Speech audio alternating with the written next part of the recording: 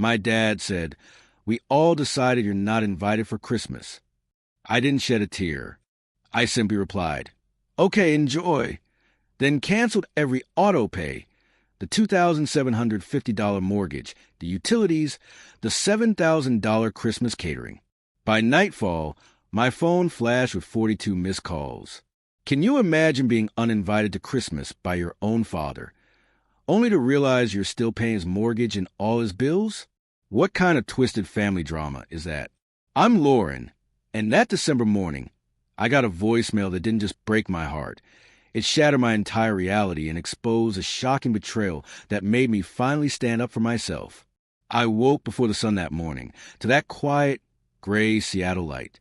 My apartment was still, the heat clicking softly.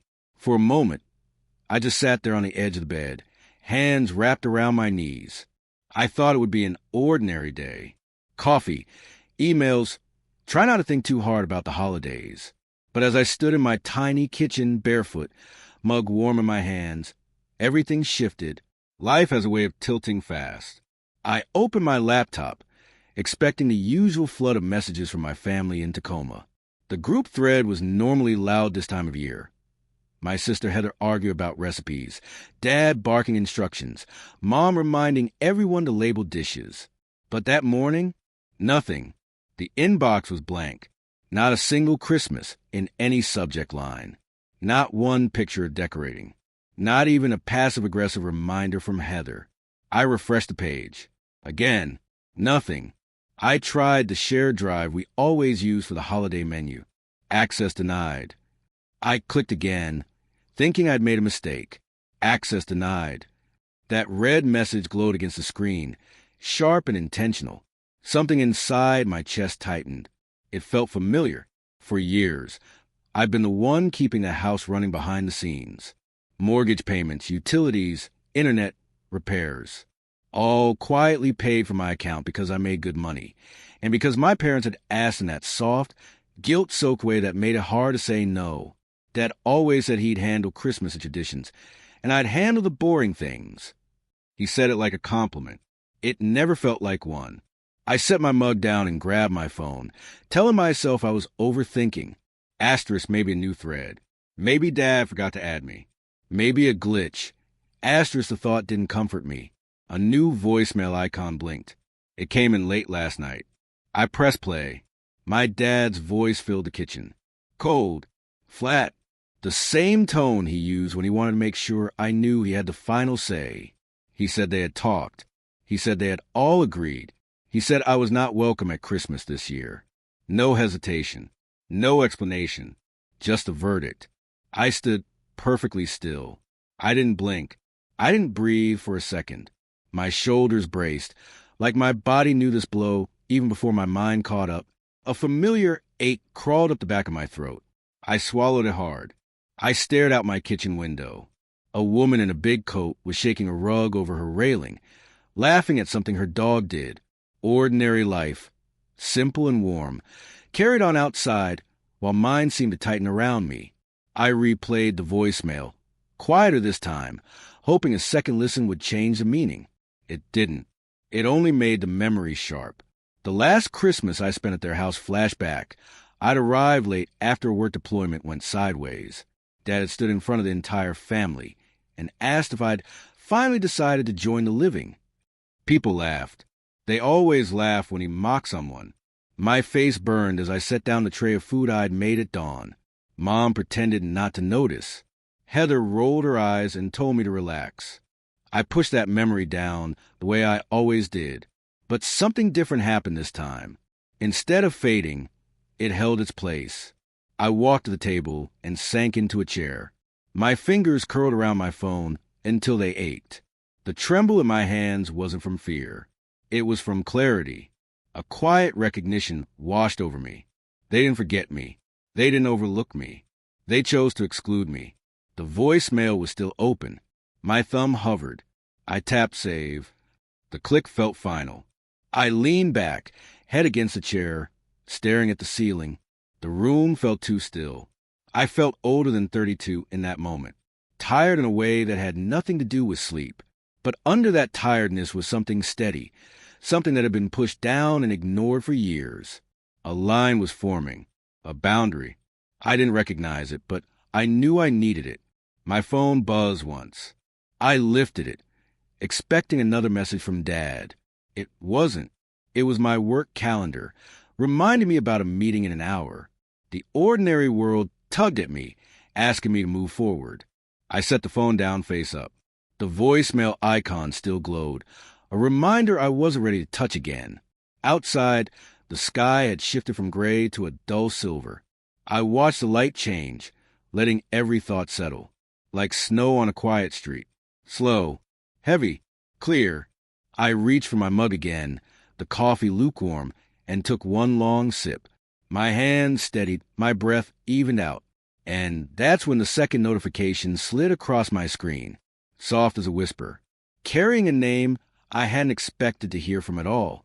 For a second, my brain didn't understand what I was looking at. My eyes skimmed the preview line before the words landed. A friendly reminder that my automatic payment of $2,750 for Crane Ridge property in Tacoma would process in 2 days. I just sat there, staring at that little notification like it had arrived from another universe.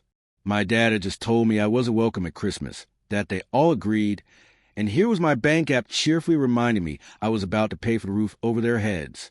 Something in me clicked into place. I set the mug down carefully and opened my laptop. The screen lit up to my work email, but my hands moved straight to the banking tab instead. I logged in without really thinking about it. Muscle memory. The dashboard came up, blue, white calm. Checking account, savings, retirement. And then, sitting there like a rock in the middle of a stream, the mortgage line. Crane Ridge, Tacoma. Upcoming payment. $2,750. My throat went dry. I opened the transaction history and scrolled. Month after month. Same amount. Same day. For almost 4 years. I did a quick calculation in my head. Numbers stacking up until my chest tightened. It was more than most people make in a year. It was more than my parents had ever put into my future. I had been sending that money out quietly while my dad held court at family dinners, talking about how hard he worked to provide. I clicked out and opened the spreadsheet I kept for myself, the one I'd started in my early 20s when I got serious about getting out of debt. Back then, I tracked every latte and grocery run. In the last few years, the biggest entries had all been the same: mortgage, utilities, internet, property tax, escrow. The sheet loaded, and my own notes glared back at me. I slid my finger along the touchpad and followed the numbers across row after row. Crane paid. Crane paid again. Electric bundle paid. Gas paid. I had tagged most of them as family house. I stared at that label and felt my jaw clench. There was a scanned link in one corner of the sheet that I hadn't opened in a long time. Loan documents. I clicked it. The PDF slowly came up. The black letters looked too sharp in the morning light. At the top, under property owner, it said George Mitchell and Dana Mitchell, my dad and my mom. Under that, in smaller type, was borrower information, my dad and my mom. Then a second section, co-borrower. My name sat there in plain type, Lauren Mitchell. No mention of co-owner. No mention of shared titles. I was a name the bank needed, not a person with any claim. I remembered the day my dad brought the papers to my apartment. I had just started my new job in Seattle, fresh off a promotion. Still stunned I was making $350,000 a year. He sat at my small kitchen table, talking about opportunity, about family, about how this house in Tacoma was going to be part of our legacy. He said the bank needed my income to get a better rate, and that once things were stable, they would add me to the deed. Mom had nodded along, eyes down, hands wrapped around a coffee mug. I had wanted so badly to believe him. Looking at the document now, that memory felt like a scene from someone else's life. My stomach knotted. I kept scrolling through the fine print, hunting for something that would prove I had misunderstood. It wasn't there. I leaned back and rubbed my forehead with the heels of my hands. My breath felt too loud in the quiet kitchen. Outside, traffic on the freeway hummed faintly, like a low ocean. I thought about all the times my dad had introduced the house as something he built, the way he would puff up when neighbors complimented the kitchen. He never mentioned that his daughter in Seattle had quietly written most of the checks.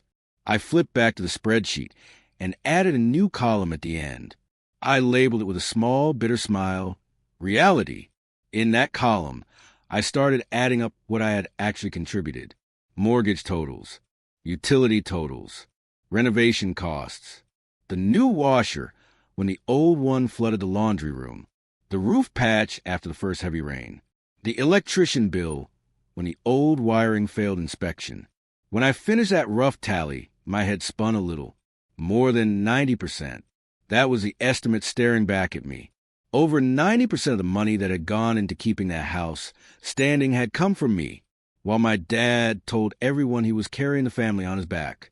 I sat there for a long minute, listening to the faint tick of clock on my stove. A hot little pulse of anger throbbed behind my eyes. Not the wild kind you yell with, the quiet kind that sits down and takes notes. On impulse, I opened my email and searched for Crane Ridge. A whole trail of messages lit up.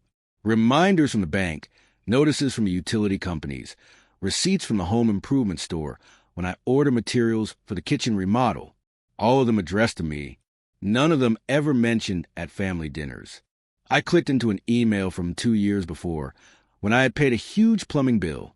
I had written my dad explaining the cost and saying it was covered, but that we needed to talk about setting boundaries on how long I could keep doing this. His reply was short, almost dismissive. He said something about how family helps each other, and that with my big tech salary, it was the least I could do. I read it again now and felt that same old pinch in my chest. Only this time, it did not make me small. It made me clear. I switched from email to messages and scrolled way back in the thread labeled family. For years, it had been where we shared pictures and updates. Somewhere along the line, it had turned into a place where my dad lobbed instructions and Heather tagged along. I kept scrolling until I hit a block of messages from around the time I signed the loan papers. I remember my dad telling me he would explain things to the family later. He had, in his own way. There was a separate thread I hadn't paid attention to back then, one he had added me to after the fact. My fingers slowed when I saw the name of the group, Mitchell Core. I opened it and scrolled up. Lots of chat, most of it my dad complaining about bills, and Heather griping about her own life. Then my eyes landed on a small cluster of messages that made my stomach flip. Heather wrote that at least someone in this family was useful. My dad replied that Lauren should be grateful she could pay for something real instead of wasting money on her downtown apartment and silly gadgets. Heather sent a laughing emoji and said Lauren always was a bit full of herself. Dad answered that as long as I kept the money flowing, he could tolerate the attitude. I read that last line 3 times. It was one thing to feel used. It was another to see it like a transaction, approved in a group chat. They were not just leaning on me. They were measuring my value in dollars and commenting on it like it was a show. My hands started to tremble. I set the phone down, then picked it back up and took screenshots of the whole thread. Each soft click of the capture sound felt like a nail going into a piece of wood. I dropped the screenshots into a new folder on my desktop and named it with the first word that came to mind, evidence. I sat there staring at that little folder icon, feeling a strange mix of grief and relief. Grief for all the years I had spent contorting myself to fit into their ideal family. Relief that I finally had proof that I was not imagining it, that the slight twist in my gut every time my dad called, asking for money, had been my body warning me all along. The light in the kitchen shifted as the morning wore on. My coffee had gone cold, untouched. I pushed the mug aside and looked back at the mortgage notifications, still sitting in my email inbox. 2 days until the next payment. For the first time since I signed those papers, a thought formed in my mind that felt both terrifying and solid. I did not have to let it go through. That thought sat in my mind like a small, steady flame, while the rest of me felt cold. I closed the banking window and pushed the laptop away, but the idea stayed with me as I walked down the hall to grab a sweater from the bedroom. Every step felt heavier, as if my body already knew this was a turning point. Even if my mind had not caught up, the sweater was draped over a chair near the window, and when I picked it up, I noticed my reflection in the glass. I looked tired, not in a physical sense, but in that deep way that comes from years of being the peacemaker, the provider, the one who never said no. My eyes lingered on my own face, almost studying myself, wondering how I had not seen it sooner. I pulled the sweater on and sat at the edge of the bed, staring at the carpet as memories started to surface. Not the cozy ones, the ones I had stored in boxes in the back of my mind. Moments that felt small at the time, but strung together, made a pattern I could no longer ignore. I remembered when I was 17 and got accepted into a summer tech program in Portland. I was so excited I told Dad the second I got home from school. He barely looked up from the newspaper before telling me it was too far and that I shouldn't act like I was better than everyone else. I remember how I folded the acceptance letter into a tiny square and hid it in my desk drawer. That program could have changed everything early on, but Dad made it sound like wanting more was disrespectful. I remember when I first moved to Seattle and landed my job at Art and Digital. I had called him the night before my first day, hoping for something like pride. He told me not to get a big head and reminded me that family came before career. Back then, I thought he meant it in a loving way. Now, I heard the warning behind the words. Asterisk, keep sending help. Keep paying. Do not forget what you owe us. Asterisk, I rubbed my palms on my jeans and walked back to the kitchen. The air felt different now. Clearer, like something had shifted in the room and in me. I opened the fridge for no real reason. Stared at the shelves, then closed it again. My mind wouldn't stop replaying things I had brushed aside for years. I thought about how Dad never shared financial details with anyone, but expected me to pay bills with zero explanation. I thought about Heather sitting at that shiny dining room table, smiling when neighbors praised a remodel, as if she had chosen the tiles I spent an entire Saturday picking out. I thought about the time she told me in her soft, suggestive voice that my career was nice, but that being supportive was better than being successful. The realization that all of it had been conditioning made my jaw tighten. I walked to the small desk in the corner of the living room and pulled out the stack of mail I had ignored for a week. Right on top was another envelope from the mortgage company. They always mailed a physical copy, even though I had gone paperless ages ago. The folded letter inside showed the same number as the notification, $2,750 due in 2 days. I laid it flat on the desk and stared at it until the numbers blurred. Then I heard my phone buzz from across the room. I checked the screen and froze. A text from Dad. The preview showed only the first few words. We need to talk about Christmas. My breath caught behind my ribs. I opened it with a thumb that felt heavier than it should have. The message was short. Since you are not coming, we need you to transfer the catering deposit by tonight. Heather is handling the menu and said she sent you the total. It is $7,000. Do not be late. I let the phone drop onto the couch cushion. There was no question mark, no greeting, no thank you, just instructions, like I was an employee who had missed a deadline. I rubbed the back of my neck and went to window. The sky outside had gone pale and cold, the kind of light that promises rain. $7,000 for catering. For a Christmas dinner I apparently was not welcome at. I hadn't even seen the invoice, and they were already telling me to pay it. A part of me that still remembered being a hopeful daughter wanted to believe this was a misunderstanding. Maybe Heather had typed it wrong. But the larger part that had spent all morning staring at paperwork that proved the truth knew better. I picked up the phone again and scrolled to the family thread. Right near the top was a message from Heather sent late the night before. The menu is finalized. Lauren will cover the deposit. Dad said she promised. I had never promised anything. Heat rose in my chest, spreading upward until it reached my cheeks. I type a reply. When did I promise that? My finger hovered over send, but after a long breath, I deleted the message. I did not owe them explanations. I clicked the phone dark again. I walked back toward the desk and sat down slowly. The mortgage letter lay in front of me like a question. For years, I had answered that question with blind loyalty. Today, for the first time, I saw it clearly. I turned on my laptop again and opened a blank document. My fingers hesitated for only a second before I started typing. Details I had avoided confronting in full.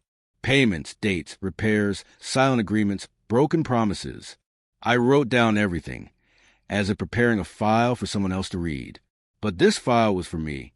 The more I typed, the more my breathing steadied. The facts were plain. I had carried the financial weight of a house I did not live in and was not welcome in.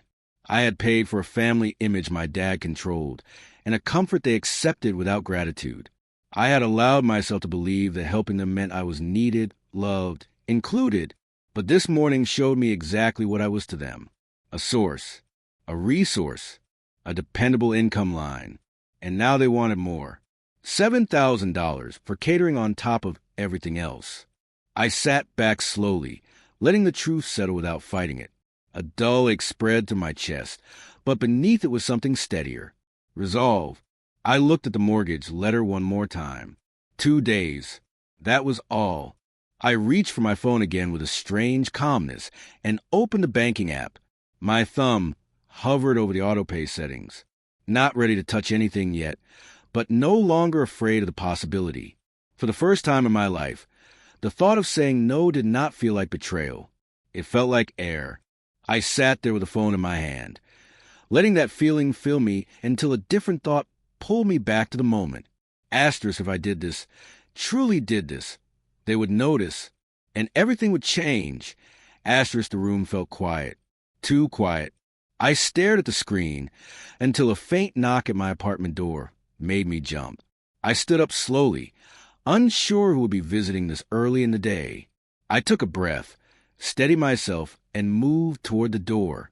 I reached for the handle and paused when I heard a familiar voice on the other side. It was my mom. I froze with my hand still on the door handle. My breath caught somewhere high in my chest. I hadn't heard my mom's voice outside my apartment in years.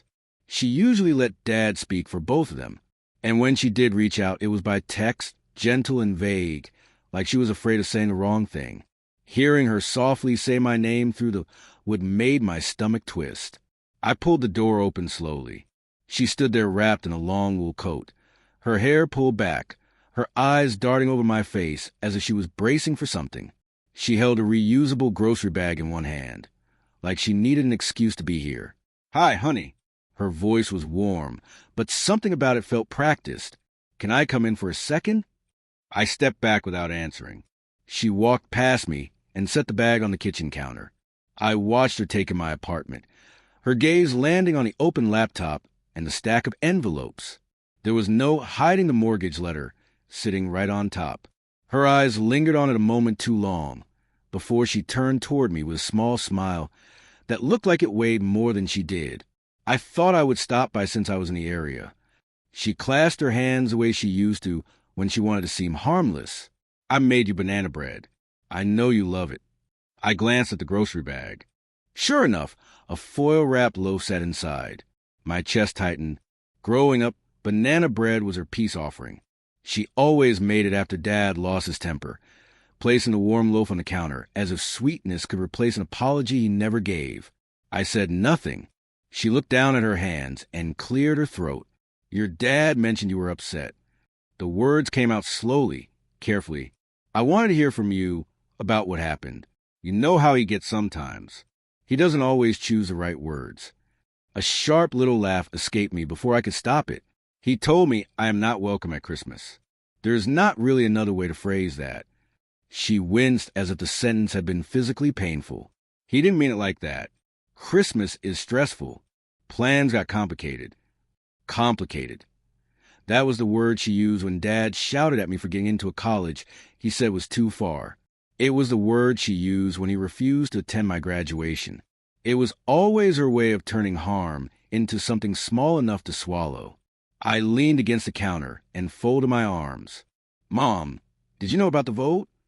The words surprised me even as they came out. I hadn't meant to say them yet. Her eyes flicked up wide. "Vote? What vote?" I watched her carefully and saw it. That tiny flicker of panic. She knew something. Maybe not everything, but enough. The vote about whether I should come to Christmas. The one where everyone agreed I should not be there. Her hands tightened together. I was not part of that. I did not agree to anything. Your dad said some things were better decided without dragging everyone into discomfort. So he told you after the fact. She did not answer, but her silence was enough. She tried again, her voice softening. I came here because I wanted to talk about the catering deposit. He said you were confused about it. Anger flared in my chest. Confused? I repeated the word slowly, feeling the heat rise up my spine. He told me to pay $7,000 for a dinner I am not invited to, and you think I am confused? She shook her head quickly. I am not saying you have to pay. I just know Heather has been stressed, and your dad does not want the holiday to fall apart. Not after everything this year. He thought maybe you could handle the deposit, like you always do. Like I always do. There was the quiet expectation built over years. I wondered if she even heard herself. I pointed toward the stack of letters. Mom, that house is in your name and Dad's name. Yet almost every bill in that pile is addressed to me. Do you know how much I have paid over the years? Do you know the amount? She blinked at the letters again, her expression tightening the way it did whenever she sensed danger, but did not know where to stand. Honey, your dad said the house was a burden. He said you offered to help. We thought, she sighed, we thought you understood. I pushed my hands into my pockets to keep them from shaking. I offered to help in the short term, not to fund your entire life in Tacoma, not to pay every mortgage and repair bill, while Dad bragged to neighbors about how he saved enough to retire early. She swallowed, guilt flickering across her face. Lauren, I did not know the exact numbers. Then ask. I gestured at the desk. Look at them. She took a small, hesitant step forward. Instead, she looked back at me with a helpless expression. I used to feel sorry for her. Not now. Something inside me no longer softened for her excuses. Honey, your dad is not good with money, she whispered. He has never been. He means well, but he gets overwhelmed. He leans on you because he trusts you. That is all. I stare at her, stunned by how easily she rebranded manipulation as trust. Mom, he told me I am not welcome. He told the family I am not coming. And then he told me to pay for everything anyway. She closed her eyes for a moment. When she opened them, they were shining. I am sorry you hurt like that. I felt something inside me break cleanly, like a stick snapped in two. I was done twisting myself into the version of a daughter Dad had built and Mom had helped maintain. No more minimizing. No more explaining. No more letting them rewrite the truth. I took a slow breath. Mom, did you come here because you care, or because he told you to talk me into paying? Her face crumpled for a second before she straightened. I came because I do not want the family divided. I came because if you refuse a deposit, your dad will explode, and I cannot handle another holiday like last year. I came because Heather is anxious, and your dad said you were being emotional. There was the truth wrapped in soft words. She wanted me to keep the peace, so she didn't have to live with the fallout. I stepped back from her. I am not paying. Not the catering, not the mortgage, not the utilities, not another cent. The words hung in the air like a door slamming shut. She stared at me, her lips parting in disbelief. Lauren, please think about what that means. I already have. For the first time, she seemed genuinely afraid. Not for me, for what Dad would do when he found out. She reached for the banana bread bag again, as if she could somehow fix this with carbs and nostalgia. Please, just talk to him before you make any decisions. I shook my head. There is nothing to talk about. He made his decision. Now I am making mine. Her eyes filled, but she did not cry.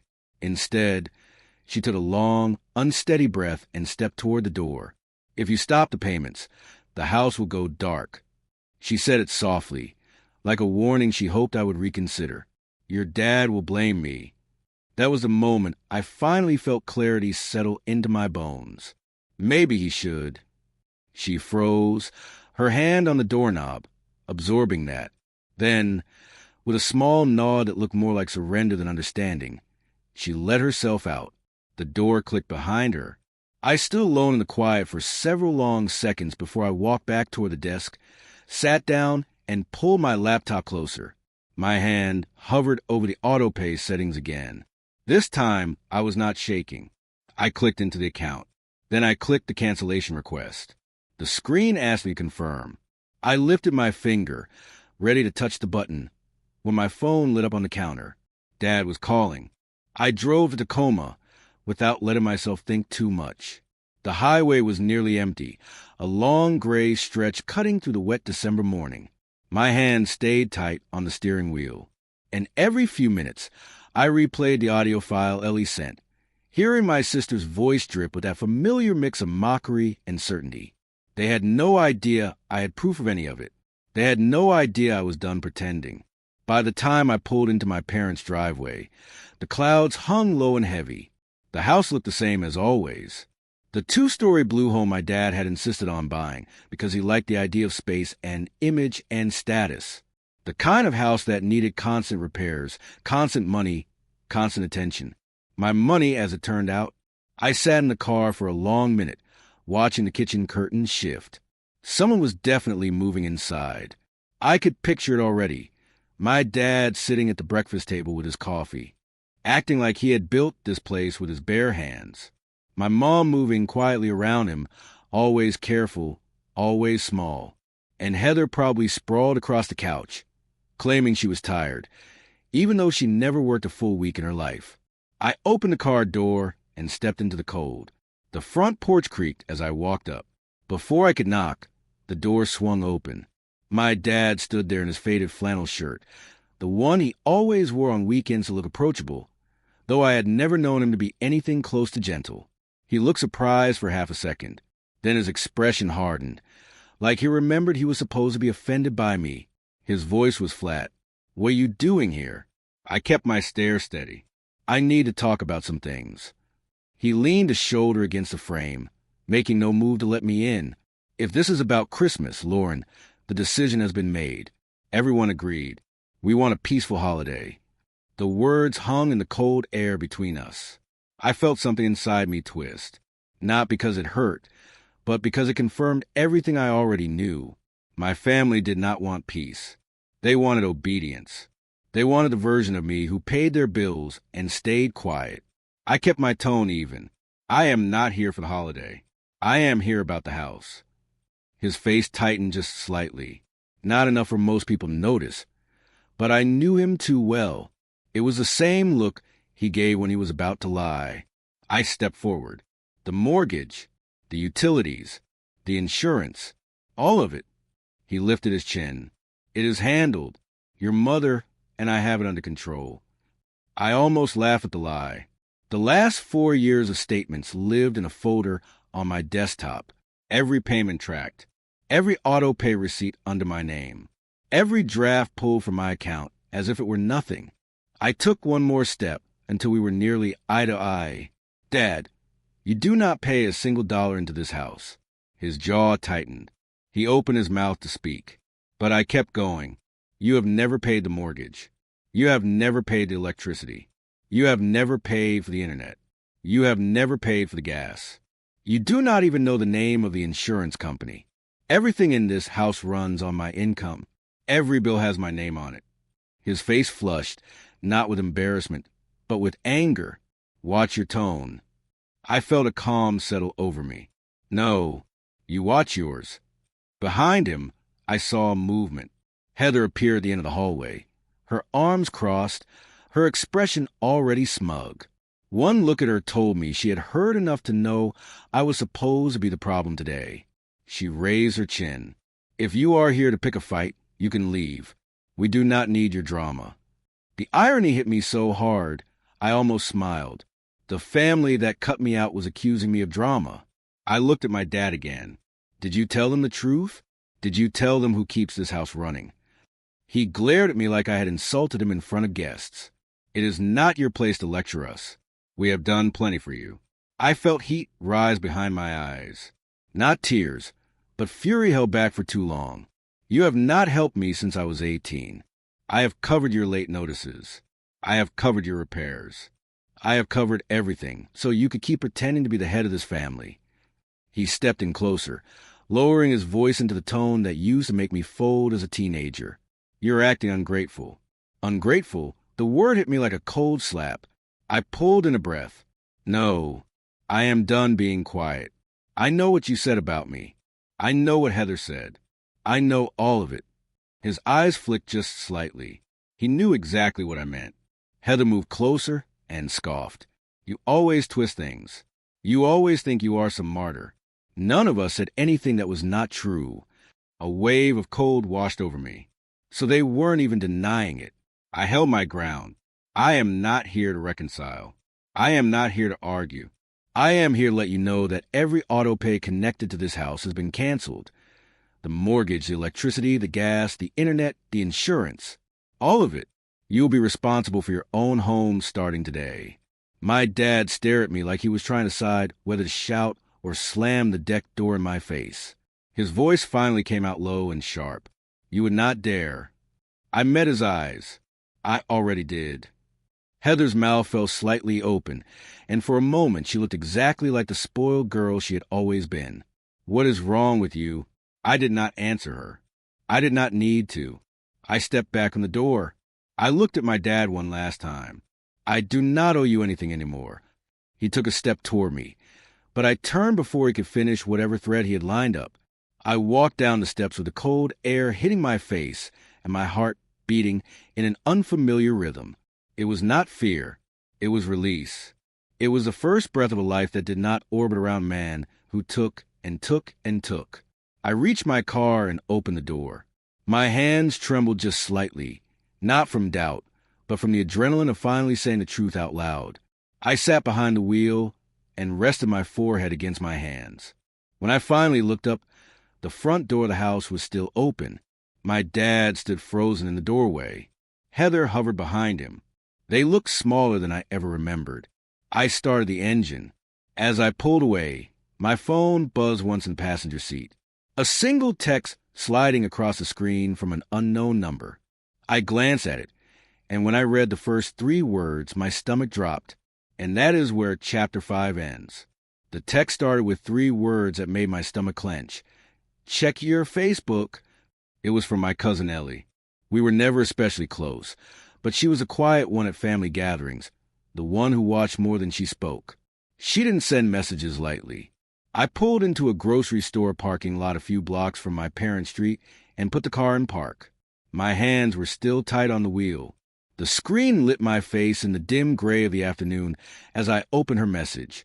There was a longer note underneath. She said my dad had been all over the neighborhood Facebook group that morning. He was talking about the big holiday event at the house, about how he and my mom had opened their home and hearts to the community this year. Ellie added that she was sorry and that she thought I deserved to see it for myself. She sent a screenshot. I tapped it with a thumb that felt heavier than it should. The image showed my parents' living room, the same room I grew up in, only it barely looked like the place I remembered. A huge Christmas tree reached almost to the ceiling, dripping with gold and red ornaments. The fireplace mantel was lined with greenery and white candles. Tables were pushed together with white tablecloths and place cards. In the center was my dad, standing with his arm around my mom, both of them smiling wide for camera. Underneath the photo was his caption. He wrote about how blessed he was to finally host the kind of Christmas gathering his family deserved. How grateful he was that years of hard work had allowed him and my mom to create a warm, welcoming home for friends and neighbors. He talked about sacrifice. He talked about providing. I read his words twice, my vision blurring. There was no mention of me. No mention that the home he was parading in front of everyone had been paid for almost entirely by the daughter he had uninvited. The comments were a chorus of praise. People from the neighborhood wrote that my parents were a generous couple and that it was inspiring to see a dad who cared so deeply about his family. A few old co-workers chimed in, calling him a stand-up man. Someone even wrote that he had always been the kind of dad who went the extra mile. The bitter taste in my mouth was sharp enough to swallow. I scrolled further and saw that my mom had shared the same post to a local community group. Her added line said that after years of modest holidays, they were finally in a place where they could give back in a big way.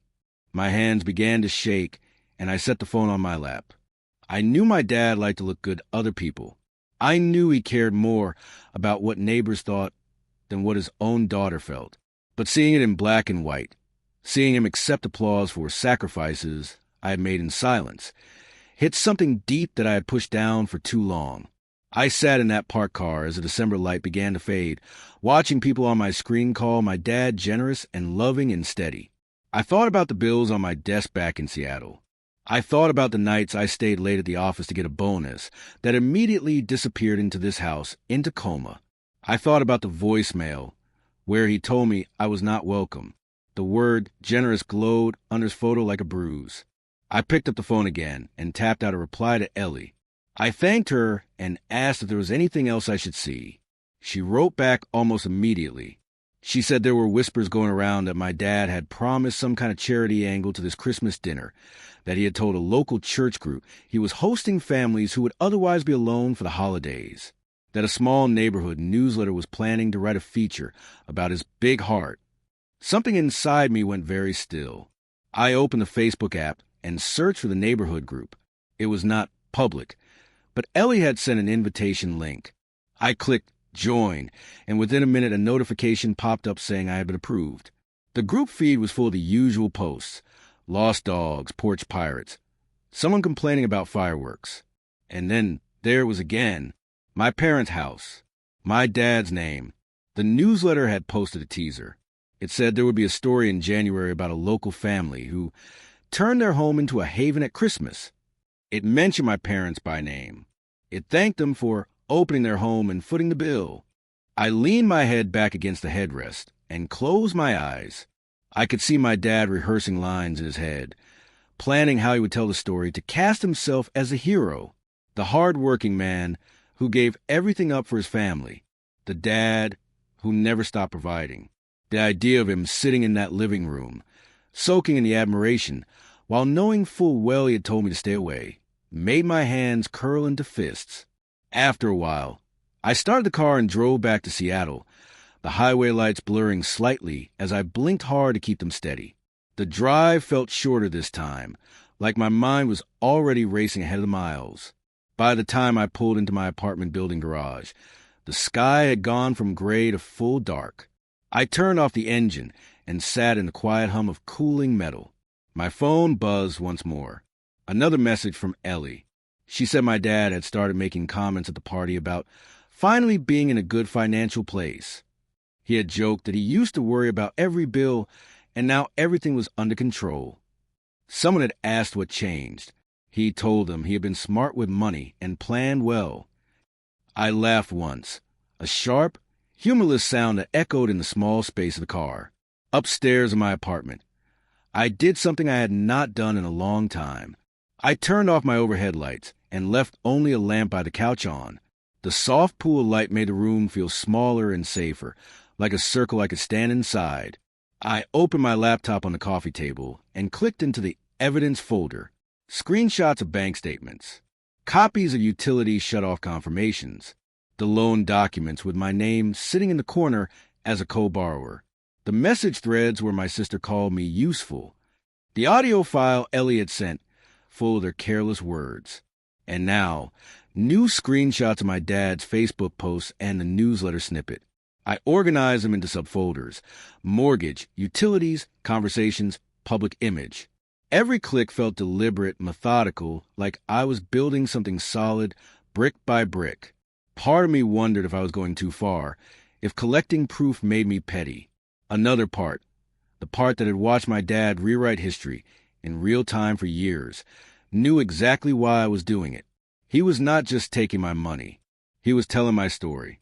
He was erasing me from a narrative while still standing on everything I had given. I sat back and watched the cursor blink on the folder named Evidence. It felt too small for what it represented. This was more than proof. This was a record of 4 years of my life poured into a house where I was no longer welcome. My phone buzzed again. This time it was not Ellie. It was a co-worker from Arcton, someone in another department I barely saw outside of big all-hands meetings. He sent a link with a brief line that said he thought this might be your parents' place. The link opened to a local paper in Pierce County, a human interest piece preview. The headline teased a story about a retired couple hosting a community Christmas using their own savings to create a magical holiday for neighbors in need. Asterisk retired couple. Own savings. Asterisk, I stared at those words until they blurred. A slow, steady recognition settled in my chest. This wasn't a single disrespectful comment. This was a pattern. My dad didn't just expect my help. He expected my silence. He counted on it to build the reputation he wanted. Something shifted inside me as I closed the laptop. Until that point, canceling the autopays had felt like a way to protect myself, a line I drew so they could not keep draining me. Seeing that article, those posts, that praise changed the shape of it. It was not just about stopping the money anymore. It was about letting the truth catch up to the version of him he had been selling to everyone else. I turned off the lamp and sat there in the dim room, listening to the heater click softly. In the dark, with only the faint glow from the street outside, a new thought took shape. He had spent years teaching people how to see him. Now, with every silent shutdown and every unpaid bill, the real picture would start coming to focus. I didn't know yet exactly how far I was willing to go, but I knew one thing. I was done helping him hold up a story that was never true. That thought stayed with me when I finally went to bed. When I woke up the next morning, and when I sat at my small kitchen table with a mug of coffee that went cold before I even drank half of it. The day after Christmas always felt strange to me, like the world was hungover from too much pretending. That morning, Seattle was quiet. The street outside my window glistened with leftover rain, and the sky had that washed-out winter look that made everything feel a little unreal. My phone, which had been vibrating nonstop the night before, was finally still. For almost an hour, I didn't touch it. I let myself move through small, normal things. I washed dishes. I folded laundry. I opened my work laptop and skimmed emails about year-end reports at Arcton, my brain only half registering phrases about performance metrics and roadmaps. Eventually, the silence from Tacoma started to feel louder than the barrage had. I picked up my phone and thumbed through the notifications. A bunch of missed calls from the night before. Several from my dad, a cluster from my mom, a few from Heather, one from a number I didn't recognize. Turned out to be the catering company, which I ignored. New overnight messages sat at the top. The first one was from my mom. She wrote that she hoped we could move past this and that my dad had been under a lot of stress. She said she wished I hadn't chosen Christmas Eve to make such a big point. The second was from Heather. No greeting, just a line telling me that I had ruined everything and that everyone at the party now thought our family was a joke. The third made me sit up straighter. It was an email forwarded to me from my dad. Subject line reading in stiff capital letters. Legal consultation. I opened it. He had clearly copied me on something he had sent to a local attorney in Tacoma. In his note, he described me as an unstable daughter who had shut off the utilities out of spite. He claimed that I had no right to cancel a mortgage payment because the house was his. He asked for advice on whether he could sue me for damages to his reputation and for emotional distress. At the end of the forwarded message was a brief response from the attorney. It was polite but firm. The lawyer wrote that if every account was in my name, my choice to cancel them was within my rights. He added that any misrepresentation of who had been paying the mortgage could be a problem for my dad, not for me. The attorney recommended that my dad resolve the matter privately. I read that last line 3 times. My dad had not sent me a personal apology. He had not even written a separate note. He had just forwarded the exchange like a threat that had backfired. I took a slow breath, and for the first time since it started, I felt something new wrap around the anger. Validation. I forwarded the email to myself, dropped it into the evidence folder, and then stared at the screen for a long time. It was one thing to know in my gut that I was doing the right thing. It was another to see a legal professional confirm that I was not the one crossing lines. A little later that morning, my work phone buzzed. It was a co-worker named David, one of the senior engineers who also did some consulting on contract issues for side projects. He didn't usually call me outside of work matters. I answered, keeping my voice neutral. He said he had seen the local article teaser that hinted at some drama in Tacoma and wondered if everything was all right. He told me in his calm, measured way that if I needed to run any legal questions past someone who knew contract law and finance, he had a friend who could help. I hesitated, then asked him a simple version of what was going on. I kept the details short. I said there was a house in my parents' name, a mortgage and utilities in mine, and that I had been paying everything for years. I said I had canceled those payments after being told I was not welcome. He was quiet for a moment, then asked if my name was on the deed. I said it was not. He asked whose names were on the mortgage and the utility accounts. I told him mine. He exhaled slowly. From a legal standpoint, he said, that means you held the risk and the power. You have been paying for an asset you did not own. He told me that stopping payments was not fraud. It was me refusing to continue subsidizing something that did not belong to me. His tone softened a little. If anything, he said, your dad may have opened himself up to scrutiny by letting you pay everything. Well, he presented the property as his achievement, isn't it? If he told any lenders or organizations something different. When we hung up, I felt steadier. The guilt my dad had always relied on was losing its grip. Around noon, a new text came in from Ellie. She wrote that things in Tacoma were ugly. According to her, the party had completely fallen apart after the lights went out and the catering fell through. Some guests left early, others stayed, but talked in low voices in corners. A few people had asked directly who handled the bills. She said that in front of at least 3 neighbors, my dad had claimed there had been a banking error, that the mortgage company and utility providers had made a mistake. One of the neighbors, whose brother worked for an energy company, had looked skeptical and asked follow-up questions. Ellie finished her message by saying she was sorry, but relieved.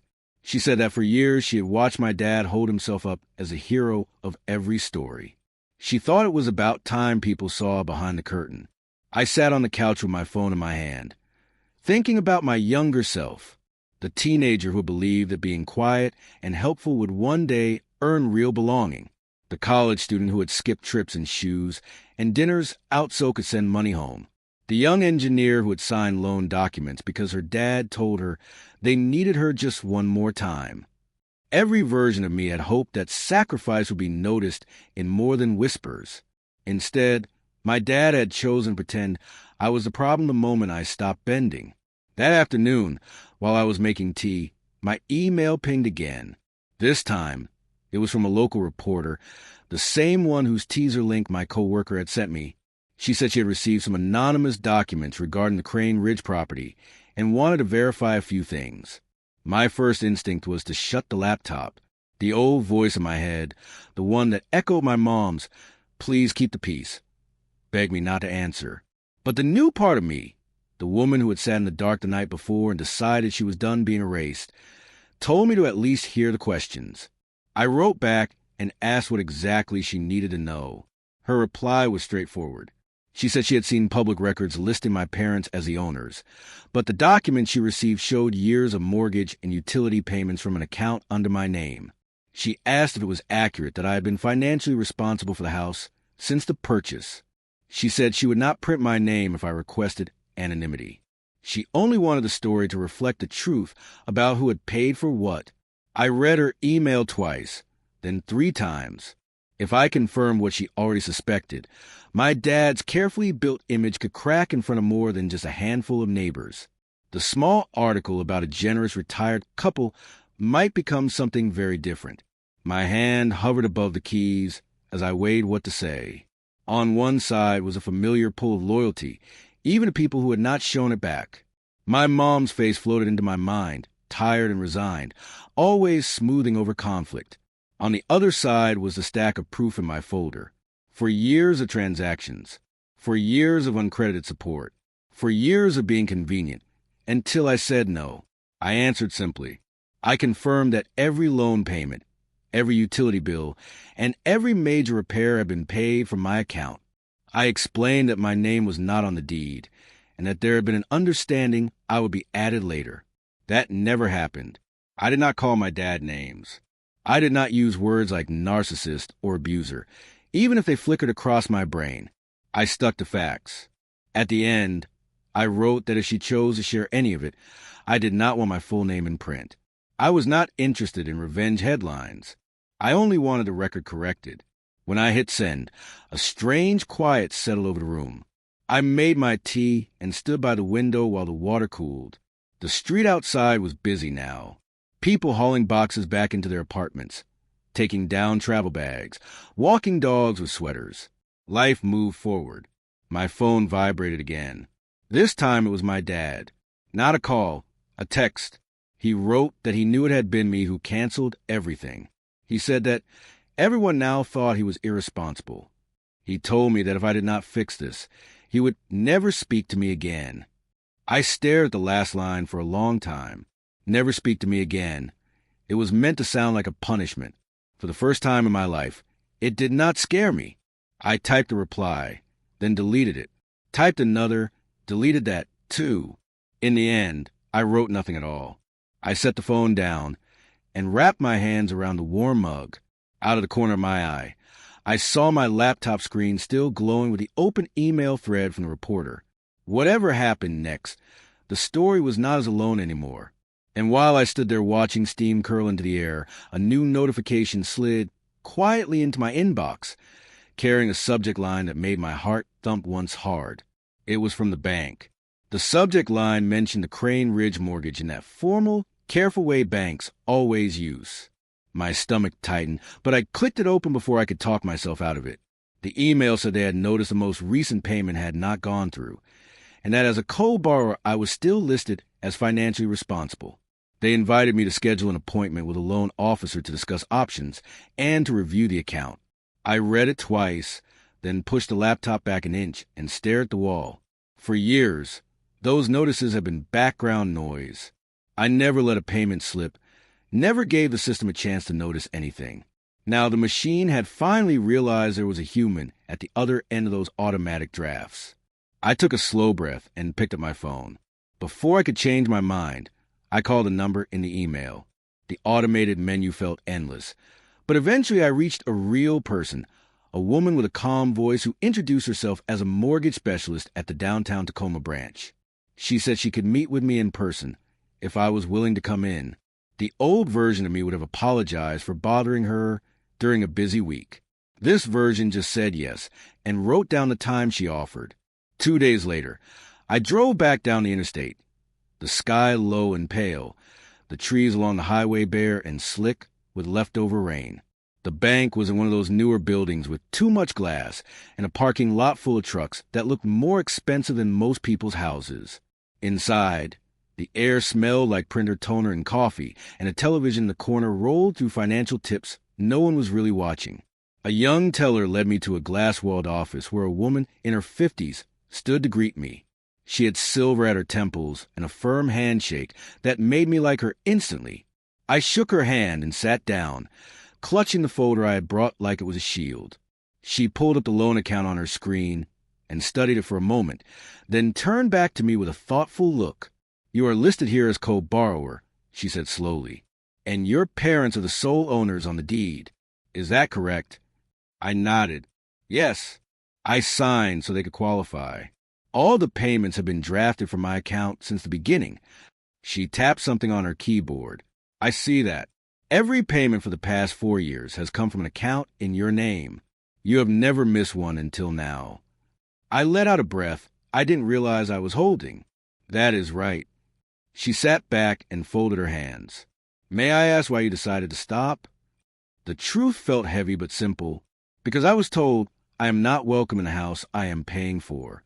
Because I was told they had all agreed I should not come to Christmas.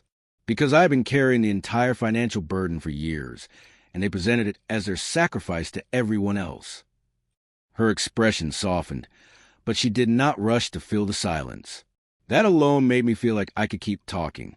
I laid the folder on her desk and opened it. Inside were printed copies of my bank statements, my pay stubs from Arcton showing my software engineer salary, the mortgage payment confirmations, and utility bills with my name across the top. I showed her the loan document header with my parents listed as owners and my own name in the smaller type of co-borrower. Claire skimmed each page carefully. She did not look surprised, just tired in the way people do when they have seen too many unfair arrangements dressed up as family loyalty. From a lending perspective, she said, the bank sees you and your parents as jointly responsible for this debt. That means the loan impacts all of your credit, but in practice, based on this paperwork, you have been the only one truly paying. I nodded, my throat tight. She paused. You need to know that if no one makes the payments, the house can eventually go into default. That affects everyone on the note. I cannot sugarcoat that. I swallowed. I understand. But I also understand that I cannot keep pouring money into a house I do not own where I am not welcome. There has to be some way for me to step back. She tapped her pen against the desk once, then nodded slowly. There are a few options in situations like this. Sometimes one party refinances a loan solely into their name. Sometimes the property is sold and the mortgage is paid off that way. Sometimes the co-borrower petitions to be released, but that requires the other party to qualify on their own. She looked me in the eye. If your dad cannot qualify without you, the bank cannot force you to keep paying. We can only report what happens when payments stop. Her words landed with both weight and relief. The risk was real, but so was my right to stop being used. Claire slid a form toward me. This is a formal notice that you are unwilling to continue making voluntary payments on behalf of the primary occupants. She said, it documents that you have expressed concern about the arrangement. It does not remove you from the loan today, but it creates a record that you did not quietly agree to keep doing this. I read the short statement. It was nothing dramatic, just a line that said, I no longer intend to act as a sole payer for property. I signed it with a hand that barely wavered. She stamped it and scanned it into their system. The sound of the scanner felt final in a way I cannot explain. When she was done, she leaned back. I am not supposed to give personal advice, she said gently. But I'm going to say something as a woman who has been doing this for a long time. You should not have to bankrupt your peace and your future for two adults who chose. I blinked hard and looked down at my hands. Thank you. I managed. She walked me to the lobby. As I passed the teller line, a man with gray hair and a navy sport coat walked in. He was on his phone, speaking loud enough for half the bank to hear. I recognized his profile before my brain even registered his voice. My dad. He had not seen me yet. He told whoever was on the line that he needed to speak to a manager immediately. He said there had been a mistake with his mortgage and that someone had frozen things behind his back. The word unfair came out of his mouth like he had just discovered it. Claire glanced at me, then at him. Her jaw tightened just slightly. Do you want to go a different way? She asked quietly. For a moment, I considered slipping out the side door. Then I thought about all the years of walking around his moods, his temper, his version of a story. I straightened my shoulders. No, I am fine. My dad ended his call and turned toward the counter. His eyes landed on me and widened, then narrowed so fast it might have been funny in another life. He stared at me in that lobby, his face red above his scarf. What did you do? He said, voice low but hard. The bank called me. They said there's a note on the account. They said you came in. People in the lobby shifted, their attention flicking in our direction. I could feel Claire standing just slightly behind me, a quiet presence. I kept my voice calm. I told them the truth, that I have been paying for everything, that I am not going to keep doing it. If you want the house, you can figure out how to pay for it, or you can sell it.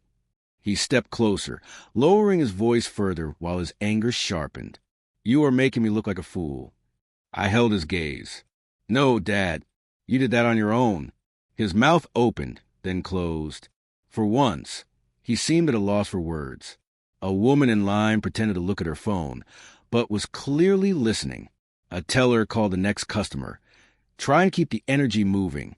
For a strange, suspended moment, it felt like the whole bank was holding its breath. My dad tried again. You are my daughter, he hissed. Family does not turn on family. I felt something inside me harden into something clear. Family does not erase family either. His eyes flashed, and for a second, I thought he might raise his voice. Might cause a scene big enough that security would have to escort him out. Instead, he He straightened his jacket and looked around, suddenly aware of the audience. "This is not over," he muttered. He turned away sharply and marched toward another office, demanding again to speak to whoever was in charge. I watched him go, the way he puffed himself back up, trying to regain control before he even understood that it was slipping for good. Outside, the air smelled like cold and wet asphalt. I sat in my car for a while, hands on the steering wheel, watching people move in and out of the building. Behind the glass, my dad paced inside one of the offices like a caged animal. My phone buzzed where it sat in the cup holder. A new email notification popped up on the screen, the preview showing the first line. It was from the reporter. She wrote that the story had been updated and would run online that evening. I stared at the words. The gray Tacoma sky reflected faintly in the dark screen, and realized this was the moment things were truly about to shift. Not just inside the bank system, but out in the world where my dad had spent years polishing his version of who he was. The gray Tacoma sky blurred behind the windshield as I sat there, gripping my phone, staring at the email from the reporter. She wrote that the updated article would go live that evening with the corrected financial information, the documents I had sent, and the acknowledgement that the house's expenses had been carried by me alone. No sensational language, no dramatics, just facts that would cut deeper than any headline. I dropped the phone into the console and started the engine. The heater blew a thin wave of warm air as I pulled out of the parking lot and merged onto the road. Traffic was light, the kind that made you notice every red light more than usual.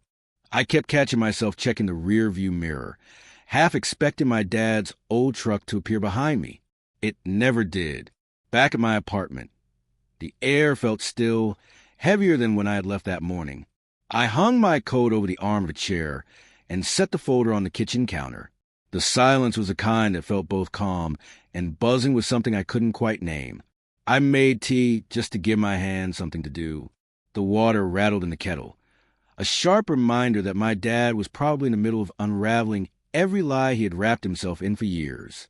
I wondered what he had said to the bank manager, wondered if he had blamed me or if he had tried to charm his way through it the way he always tried first. The tea was too hot, but I took a sip anyway. Then my phone lit up on the counter with a vibration that made me jump. One missed call. Dad. Then another. And another. 3 calls in less than a minute. I turned the ringer off and watched the screen go dark. A few seconds later, it buzzed again. Another missed call. Then one more. 5 calls. Then 10. The calls kept stacking, the numbers rising as if someone held their finger on the redial button like a weapon. I walked into my living room, pacing slowly, each buzz slicing to the air like a nervous beat. I had seen my dad angry plenty of times in my life, but this felt different.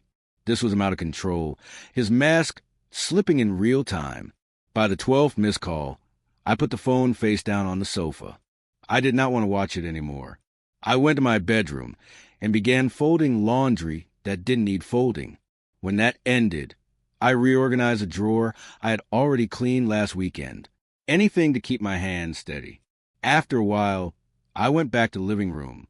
The phone lay silent. Then it buzzed again, short and sharp. A voicemail. I let out a slow breath and pressed play.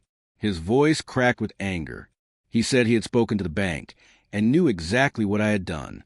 He said I had no right to embarrass him in front of anyone, especially people he worked with on community projects.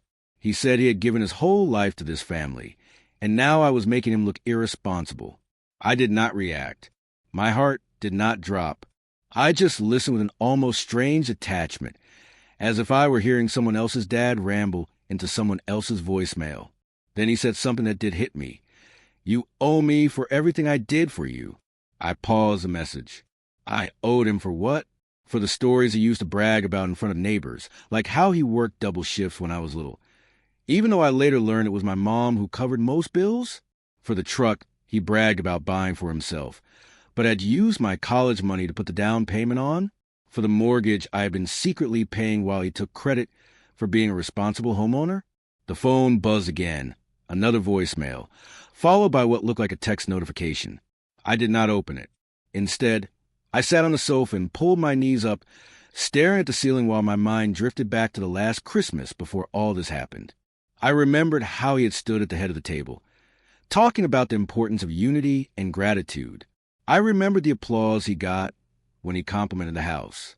I remembered thinking that the warmth in the room never quite reached me. The phone buzzed again. A cascade of alerts lit up the screen. 10 more missed calls. The counter jumped like it was racing. 15, 20.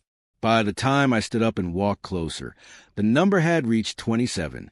I pressed my palm to my forehead and let out a breath through my teeth.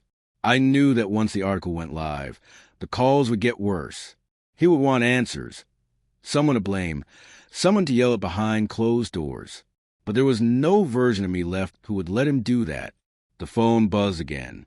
29:30. It was building the same way storms build on the coast. Quiet at first, then fast, then all at once. I could feel something shifting, like the ground beneath an old house finally giving way after years of pressure. By 35 missed calls, I stepped onto my balcony. The evening sun was low, turning the sky a soft pink that made the air feel strangely calm. Despite everything, cars moved slowly down the street.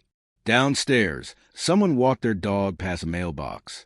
My phone buzzed again in my hand. 41. I did not answer. I did not even bring it to my ear. I just held it loosely while the buzzing stopped and silence spread over the balcony like a blanket. Then the final vibration. 42 missed calls. I let my hand fall to my side and closed my eyes. The cool air brushed against my face. Somewhere below, a wind chime rang softly. The world kept moving, steady and indifferent. Inside, the phone lit up again. A new voicemail. I stood there for a moment, not ready to hear it yet, not ready to let his voice back into my head. Instead, I stepped back inside, shut the balcony door, and placed the phone on the coffee table. I walked to the kitchen sink, ran the water, and washed my hands slowly. The simple motion grounded me more than anything else that day. When I finally turned off the faucet, the apartment felt quiet again. Not the kind of quiet that hides dread, but the kind that waits. I dried my hands and leaned on the counter, staring at the phone across the room. A dim glow pulsed from the screen every few seconds. It felt like the moment before a fuse reached the fire. Something was coming next, and I knew it would change everything that followed. The glow on the phone kept pulsing across the darkened living room like a tiny heartbeat as I stood by the kitchen counter, hands still damp from the sink. My apartment felt suspended between two moments, the one I had just lived in and the one waiting on the other side of that voicemail. I crossed the room slowly, each step feeling heavier than it should have, and finally picked up the phone. I tapped play. My dad's voice filled the room, ragged and raw. He sounded cornered, like an animal trying to find a way out.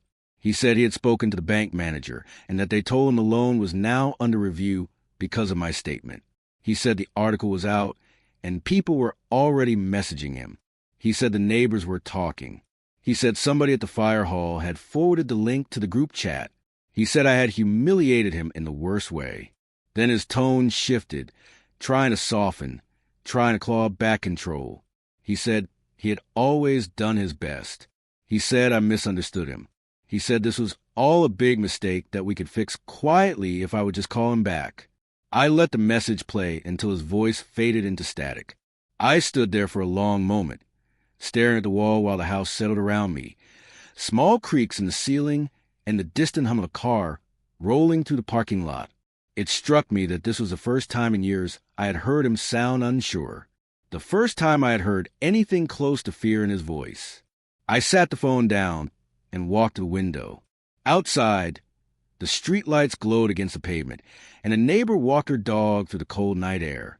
Life was still happening, normal and steady, while mine had shifted in one breath. When I turned back toward the room, something inside me felt clearer, not triumphant, not vengeful, just certain.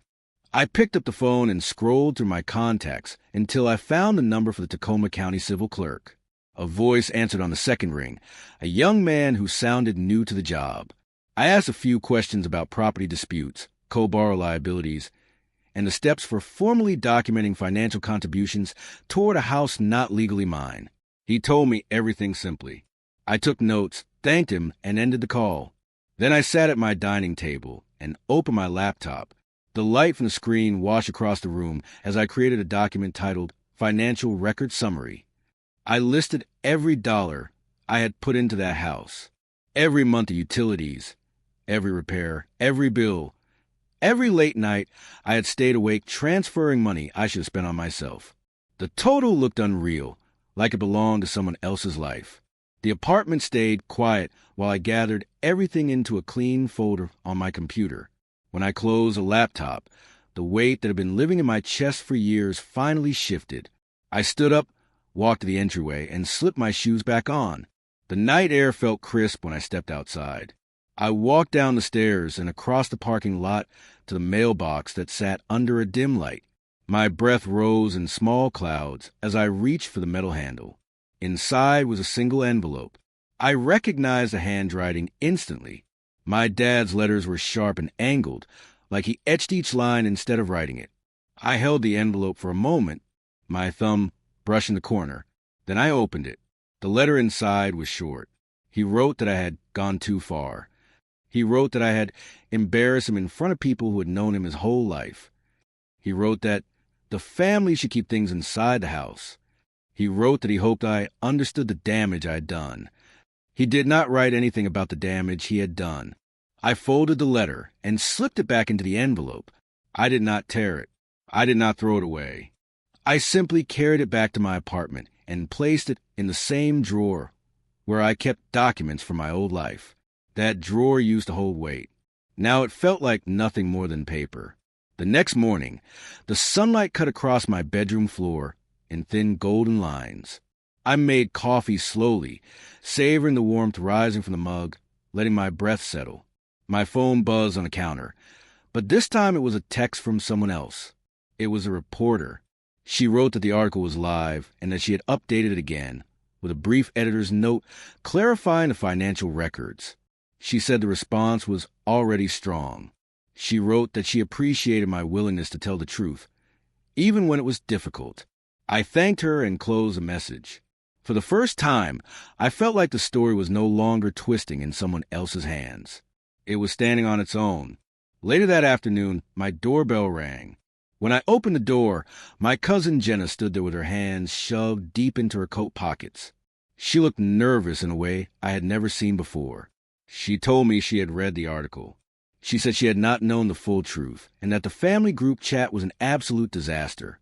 She said my dad was yelling at everyone and accusing them of betraying him.